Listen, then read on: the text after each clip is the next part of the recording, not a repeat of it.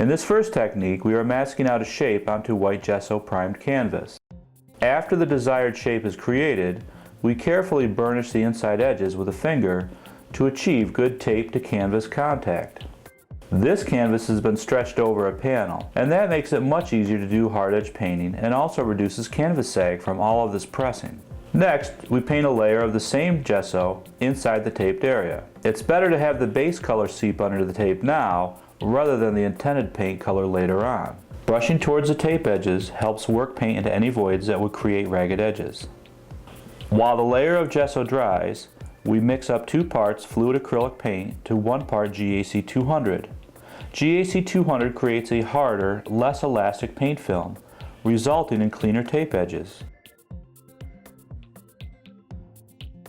Using a soft brush, we will apply a thin, even layer of paint to cover our shape.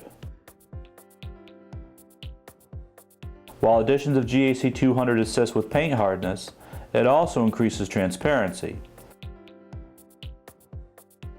And therefore multiple coats may be necessary. Allow the surface to dry and then apply a second coat if needed. Pull the tape straight up and slightly away from the shape to facilitate a clean edge.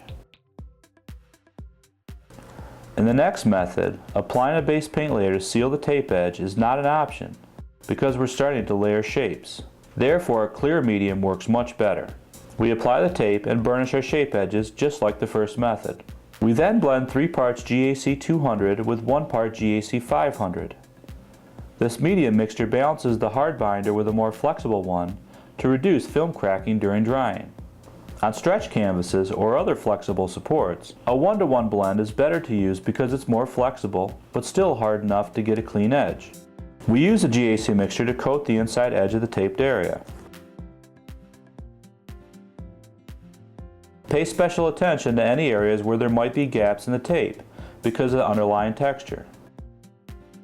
Allow this layer to dry and repeat the process until you are sure the entire tape edge is properly sealed.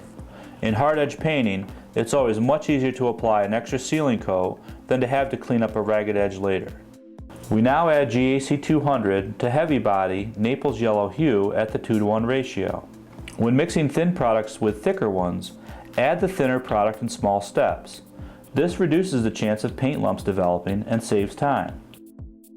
Heavy body paints allow for a thicker paint film, but it still may be necessary to apply a couple of coats to achieve uniform opacity. We apply a layer of paint and then speed the curing process along with our hairdryer. After it is allowed to cure to room temperature, we apply a second coat and give it plenty of time to completely dry. As we pull the tape up and away, you can see how crisp the edge is even in this rather thick paint film. Our final technique is best suited for thick textural layers of product. We start out just like the other methods by burnishing the tape edge of our intended shape.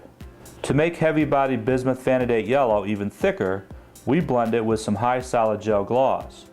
But of course, any thick gel or paste is acceptable to create whatever degree of texture and translucency you could want. Mix slowly and carefully to minimize the incorporation of foam.